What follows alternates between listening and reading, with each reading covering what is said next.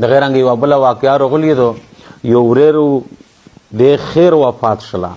بدای اولاګه د ډیره په ورونه به چې کله دفن کړله کنه د دفن کول په وخت باندې د غورر نه بټوا یا پکټ چې پاشه پیسې واورا چرلی بچاورا چې دلی وی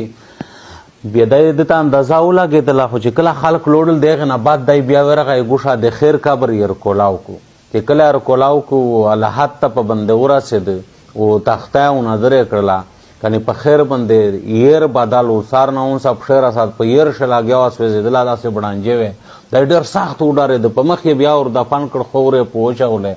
او په ژاړو باندې روغی میر ته واده ته و چې ادې کړې دی مو د خیر څه ګناه و څه ګناه یې کو